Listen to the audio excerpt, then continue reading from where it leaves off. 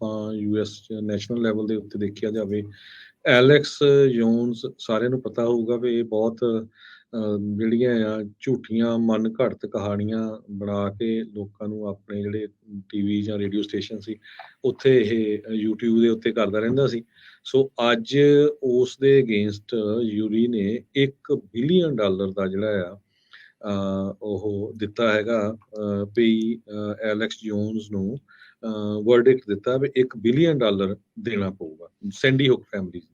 ਜੀ, Sandy hook elementary school ਦੇ ਵਿੱਚ 2012 ਦੇ ਵਿੱਚ ਕਤਲੋਗਾਰਤ ਹੋਈ ਸੀ, ਜਿਸ ਵਿੱਚ 20 ਜਿਹੜੇ ਫਸਟ ਗ੍ਰੇਡਰਸ ਆ ਉਹਨਾਂ ਦੀ ਹੱਤਿਆ ਕਰ ਦਿੱਤੀ ਗਈ ਸੀ ਤੇ 6 ਜਿਹੜੇ ਆ ਉੱਥੇ ਪੜ੍ਹਾਉਣ ਵਾਲੇ ਨਿਊਟਨ ਕਨੈਟੀਕਟ ਦੇ ਵਿੱਚ ਉੱਥੇ ਉਹਨਾਂ ਦੀ ਮੌਤ ਹੋ ਗਈ ਸੀਗੀ, ਉਹਨਾਂ ਨੂੰ ਮਾਰ ਦਿੱਤਾ ਗਿਆ ਸੀਗਾ। ਸੈਂਡੀ ਹੁੱਕ ਦੀ ਸ਼ੂਟਿੰਗ ਤੋਂ ਬਾਅਦ ਦੇ ਵਿੱਚ ਐਲੈਕਸ ਜੋਨ ਦੀ ਇਨਫੇਮਸ ਇਨਫੋਵਾਰਸ ਜਿਹੜੀ ਵੈਬਸਾਈਟ ਆ ਉਸ ਦੇ ਉੱਤੇ ਆਪਣੇ ਸ਼ੋਅ ਦੇ ਉੱਤੇ ਉਹਨੇ ਕਿਹਾ ਵੀ ਇਹ ਗਵਰਨਮੈਂਟ ਹੋਕਸ ਆ ਤੇ ਹੁਣ ਕਹਿੰਦੇ ਵੀ ਇੱਥੇ ਸਾਰੇ ਇਹਨਾਂ ਨੇ ਐਕਟਰਸ ਜਿਹੜੇ ਉਹ ਸੱਦੇ ਹੋਏ ਆ, ਐਕਚੁਅਲ ਦੇ ਵਿੱਚ ਕੋਈ ਮੌਤ ਵਗੈਰਾ ਕਿਸੇ ਦੀ ਨਹੀਂ ਹੋਈ ਹੈਗੀ।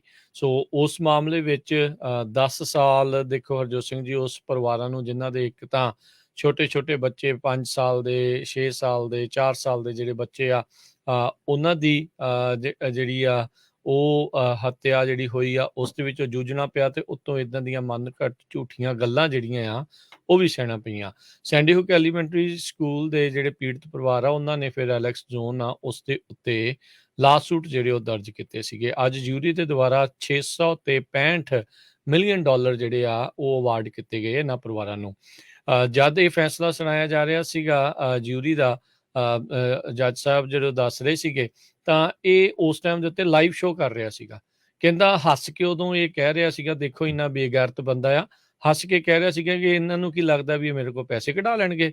ਸਗੋਂ ਆਪਣੇ ਜਿਹੜੇ ਵਿਊਅਰ ਆ, ਆਪਣੇ ਜਿਹੜੇ ਉਸਦੇ ਲਿਸਨਰ ਆ, ਉਹਨਾਂ ਨੂੰ ਕਹਿ ਰਿਹਾ ਵੀ ਤੁਸੀਂ ਮੈਨੂੰ ਪੈਸੇ ਜਿਹੜੇ ਆ ਉਹ ਡਾਲਰ ਤੁਸੀਂ ਉਹ ਕਰ ਲਓ। ਸੋ ਇਹ ਇੱਕ ਕਿਰਦਾਰ ਜਿਹੜਾ ਐਲੈਕਸ ਜੋਨ ਆ ਉਹ ਜਿਹੜਾ ਉਹ ਫਸਿਆ ਆ। ਹੁਣ ਬਹੁਤ ਸਾਰੇ ਮਾਹਰ ਕਹਿ ਰਹੇ ਆ, ਕਹਿੰਦੇ ਹੁਣ ਇਹ ਕਈ ਜੋ ਮਰਜ਼ੀ ਜਾਵੇ ਇਸ ਨੂੰ ਇਸ ਦਾ ਭੁਗਤਾਨ ਜਾਂ ਇਸ ਦੇ ਸਿੱਟੇ ਜਿਹੜੇ ਉਹ ਭੁਗਤਣੇ ਪੈਣਗੇ।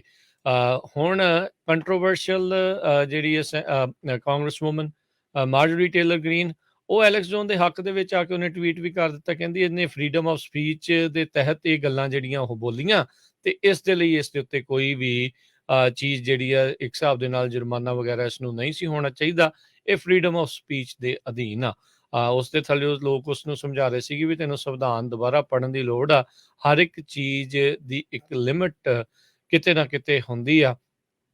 ਸੋ ਤੁਸੀਂ ਇਸ ਤਰੀਕੇ ਦੇ ਨਾਲ ਕਿਸੇ ਵਿਛੜੇ ਪਰਿਵਾਰ ਨੂੰ, ਮਰੇ ਬੱਚਿਆਂ ਦੇ ਉੱਤੇ ਤੁਸੀਂ ਇੱਦਾਂ ਦੀਆਂ ਟਿੱਪਣੀਆਂ ਕਰੋ, ਕੋਈ ਤੁਹਾਨੂੰ ਉਹ ਨਾ ਕਵੇ ਕੁਛ, ਫਿਰ ਤਾਂ ਜਿਹੜਾ ਕੁਛ ਵੀ, ਫਿਰ ਤਾਂ ਫਰੀडम ਆਫ ਸਪੀਚ ਦੇ ਵਿੱਚ ਹਰਜੋਤ ਸਿੰਘ ਜੀ ਸੱਚ ਬੋਲੋ ਝੂਠ ਬੋਲੋ, ਫਿਰ ਤਾਂ ਫਰੀडम ਆਫ ਸਪੀਚ ਹੀ ਜਿਹੜੀ ਉਹ ਚੀਜ਼ਾਂ ਹਰ ਕੋਈ ਜਿਹੜਾ ਉਹ ਆਖੀ ਜਾਊਗਾ। ਐਵੇਂ ਲੋਕ ਫਿਫਥ ਪਲੀ ਕਰਦੇ ਆ ਵੀ ਮੈਨੂੰ ਜਿਹੜਾ ਉਹ ਝੂਠ ਦੇ ਵਿੱਚ ਜਿਹੜਾ ਉਹ ਫਸ ਨਾ ਹੋ ਜਾਵੇ। ਸੋ ਇਸ ਚੀਜ਼ ਦੇ ਵਿੱਚ ਐਲੈਕਸ ਜੋਨ ਕਹਿੰਦੇ ਹੁਣ ਬੁਰੀ ਤਰ੍ਹਾਂ ਜਿਹੜਾ ਆ ਉਹ ਫਸਿਆ ਪਿਆ ਆ। ਜੀ ਬਿਲਕੁਲ।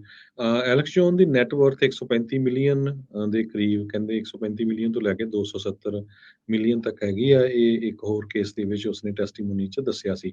ਕਨੈਟੀਕਟ ਦੀ ਯੂਰੀ ਨੇ ਇਹ ਅਵਾਰਡ ਕੀਤਾ ਹੈ $1 ਬਿਲੀਅਨ ਦਾ ਡੈਮੇਜ।